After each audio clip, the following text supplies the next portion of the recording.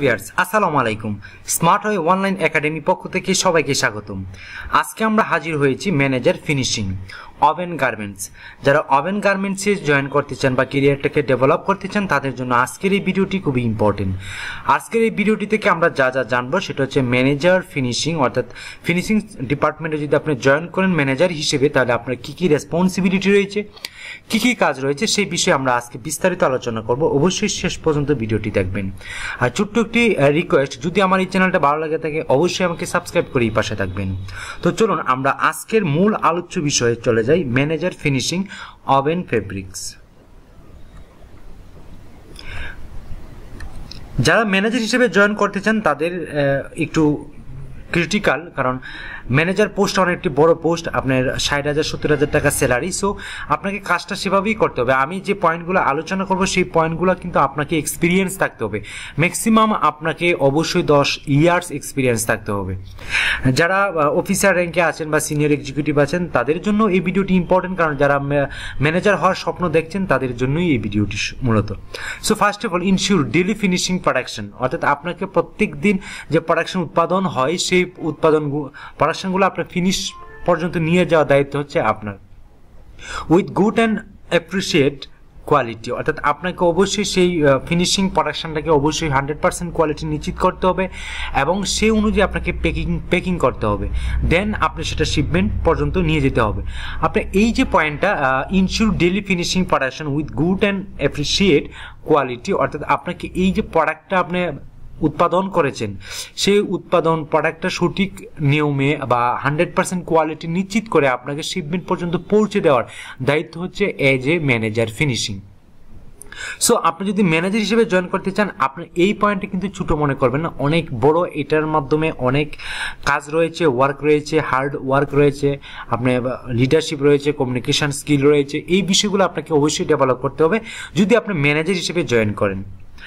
Proper utilization of man, machine and material and ensure on-time delivery with 95% efficiency, অর্থাৎ আপনাকে সঠিক ওয়েতে man এবং মেশিন এবং মেটেরিয়াল ইউজ করতে হবে, ইউটিলাইজ করতে হবে। আপনার অধীনে সাপোর্টিং টিম যারা আছে, যারা আপনার সাথে কাজ করে তাদেরকে মোটিভেট করে তাদেরকে সঠিক ওয়েতে ব্যবহার করে বা ম্যান এবং মেশিন এবং মেটেরিয়ালস এই তিনটা জিনিস আপনাকে সঠিকভাবে ইউটিলাইজ করতে হবে এবং 100% মধ্যে আপনি 95% ইফিসিয়েন্সি নিশ্চিত করতে হবে।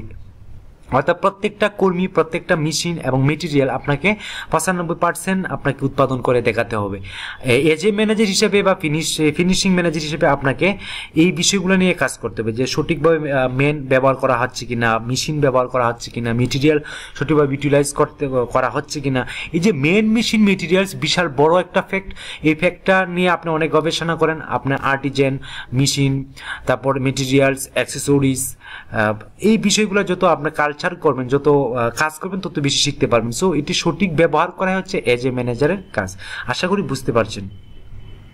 Monitor finishing process and material management, আপনাকে অবশ্যই ফিনিশ পর্যন্ত যে প্রসেসগুলো রয়েছে সেটা আপনাকে ডেভেলপ করতে হবে।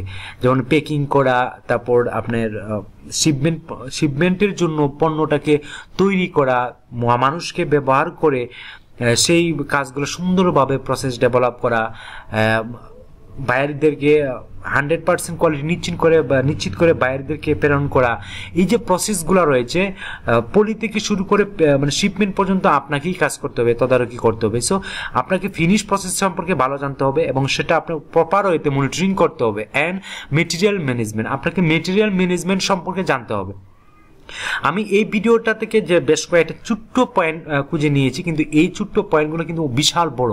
মেটেরিয়াল ম্যানেজমেন্ট একটা বিশাল বড় একটি সাবটার। এই সাবটারটা আপনাকে অবশ্যই এক্সপিরিয়েন্সের মাধ্যমে গেইন করতে হবে।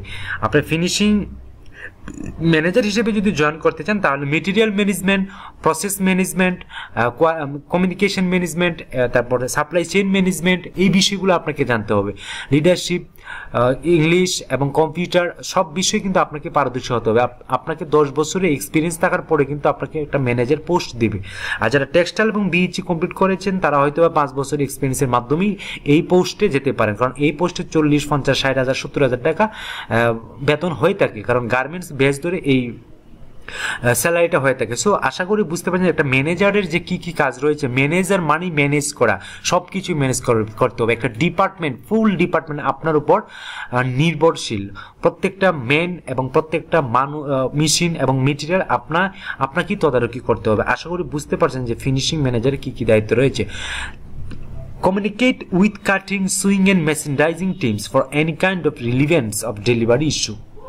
অর্থাৎ আপনাকে কমিউনিকেশন করতে হবে ডাইং ডিপার্টমেন্টের সাথে, সুইং ডিপার্টমেন্টের সাথে, মার্চেন্ডাইজিং টিমের সাথে, এবং ভ্যালুয়েট কিছু সেকশন বা ডিপার্টমেন্ট রয়েছে যেমন এমব্রয়ডারি, স্ক্রিন প্রিন্টিং, টাই ডাই, ব্রাশ, ডাইং, এই যে বিষয়গুলো, ফিনিশিং স্টোর, র স্টোর, তারপর production department, I department, planning department, এই সকল ডিপার্টমেন্টের সাথে আপনার কমিউনিকেশন ভালো রাখতে হবে।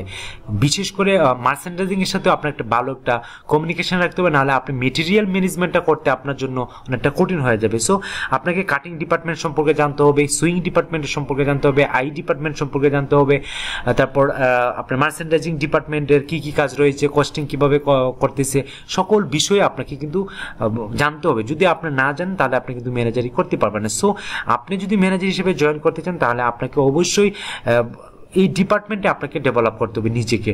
Any kind of relevant and delivery issues, অর্থাৎ যে কোনো প্রাসঙ্গিক বিষয় সম্পর্কে আপনাকে সিদ্ধান্ত নিতে হবে, প্রাসঙ্গিক সম্পর্কে আপনার অবগত জানতে হবে, এবং ডেলিভারি ইস্যুস সম্পর্কে আপনাকে জানতে হবে। বাইরের রিকোয়ারমেন্ট কি, বাইরের কী ধরনের পণ্য চাই, কোয়ালিটি শতভাগ নিশ্চিত আছে কিনা, এই বিষয়গুলো আপনাকে কিন্তু জানতে হবে। Effectively lead the finishing team as a whole, অর্থাৎ কার্যকর করতে হবে আপনার যে ফিনিশ স্টোরের যে বা ফিনিশিং সেক্টরে বা ডিপার্টমেন্টে যে আপনার সাপোর্টিং টিম রয়েছে তাদের সাথে আপনি ইফেক্টিভলি, অর্থাৎ ইফেক্টিভলি লিডারশিপ আপনাকে বাস্তবায়ন করতে হবে। আপনি যেটা অর্ডার করবেন সেটা আপনার হতে হবে। আপনি স্কিল ডেভেলপমেন্ট, আপনার সেলফ ডেভেলপমেন্ট, আপনার নলেজ ডেভেলপমেন্ট, এই বিষয়গুলো আপনাকেই কাজ করতে হবে। নিজেও আপনাকে ইমপ্রুভ হতে হবে। আপনাকে মানবে একটি লোক তখনই যখন আপনার ভিতরে স্কিল থাকবে, দক্ষ থাকবে, এবং হোল টিমের সাথে আপনাকেই কমিউনিকেশন করতে হবে, আপনাকেই লিড দিতে হবে। এই টোটাল বিষয়ে আপনাকে জানতে হবে। সো একজন ম্যানেজার হিসেবে আপনাকে জানতে হবে কম্পিউটার, জানতে হবে ইংলিশ স্পিকিং, জানতে হবে ভালো বাংলা, তারপর কমিউনিকেশন স্কিলটা ভালো থাকতে হবে। এই টোটাল বিষয়গুলো আপনাকে ডেভেলপ করতে হবে। সো আশা করি বুঝতে পারছেন যে ম্যানেজার ফিনিশিং হতে গেলে আপনার কি কি জানা প্রয়োজন। তো ভিডিওটা যদি ইনফরমেটিভ হয়ে থাকে তাহলে অবশ্যই আমাকে সাবস্ক্রাইব করে পাশে থাকবেন। আর এতক্ষণ ভিডিওটা দেখার জন্য অসংখ্য ধন্যবাদ। আজকে এই পর্যন্তই। ভালো থাকবেন, সুস্থ থাকবেন। আল্লাহ হাফেজ।